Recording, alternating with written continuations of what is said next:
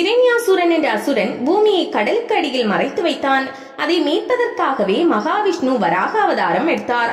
இரண்யாசுரனை அழித்து பூமியை தன் இரு கொம்புகளுக்கிடையில் வைத்து தூக்கி கொண்டு கடலில் இருந்து மேலே வந்தார். அப்போது வராகருக்கும் பூமாதேவிக்கும் பிறந்தவனே நரகாசூரன்.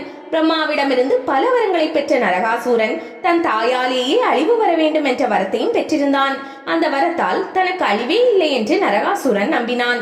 ஆனால் மகாவிஷ்ணு கிருஷ்ணராக அவதரித்த போது பூமாதேவி சத்யபாமாவாக அவதரித்தார். இந்த நிலையில் பிரம்மனிடமிருந்த வரத்தை பெற்ற நரகாசூரன் உலகங்களையும் ஆட்டி படைக்க தொடங்கினான். அவன் அசாமில் உள்ள பிரச்சோதிஷபுரம் என்ற இடத்தை தலைமையிடமாக கொண்டு தன்னுடைய ராஜ்யத்தை நடத்தி வந்தான். அவனது துன்பத்தால் துவண்டு போன தேவர்களும் முனிவர்களும் மக்களும் கிருஷ்ணரிடம் தங்களது குறைகளை போக்கும்படி வேண்டினார். அவர்களுக்கு உதவ நினைத்த கிருஷ்ணர் சத்யபாமாவையும் உடன் அழைத்துக் கொண்டு நரகாசூரன் ஆட்சி செய்த இடத்திற்கு சென்றார். அவனது ராஜ்யத்தின் காவலாக இருந்த கிரி துர்க்கம், அக்னி துர்க்கம், ஜலதுர்க்கம், வாயு துர்க்கம் என்னும் கோட்டைகளை அழித்து நகருக்குள் நுழைந்தார். போருக்கான சங்கை முழங்கினார். சங்கொலி கேட்டு கோட்டையிலிருந்து வெளியே வந்த நரகாசூரன் தன் சாம்ராஜ்யத்திற்குள் நுழைந்த கிருஷ்ணனை கண்டு ஆத்திரமடைந்தான்.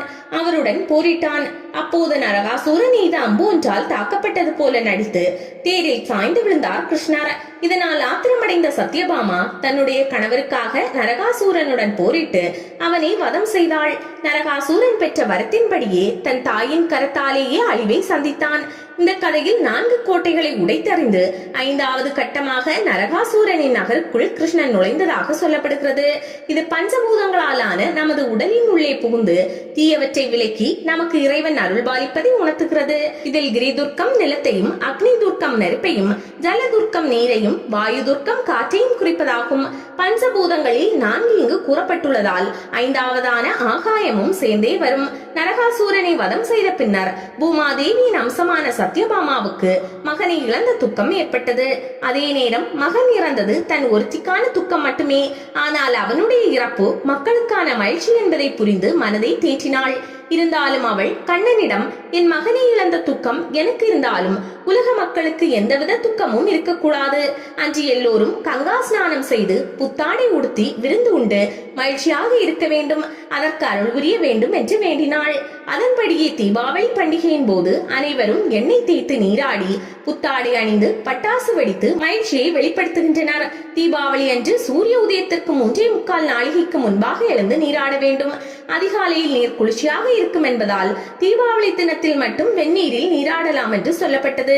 அன்றைய தினம் மாலையில் வீட்டின் வாசலில் இருந்து பூஜை அறை வரை தீபம் ஏற்றி வைத்து வழிபாடு செய்ய வேண்டும். யமதர்ப்பணம். தீபாவளி அன்று காலை யமதர்ப்பணம் செய்வது மிக விசேஷமானது. இதனால் நீண்ட ஆயுளும் ஐஸ்வர்யமும் கிடைக்கும். மஞ்சள் கலந்த அரிசியால் தூய்மையான நீரில் தர்ப்பணம் செய்ய வேண்டும். இதனால் யம பயம் விலகும். இதை தந்தை இல்லாதவர்கள் மட்டுமின்றி தந்தை, தாய் உயிருடன் இருப்பவர்களும் செய்யலாம். யம தீபாவளி.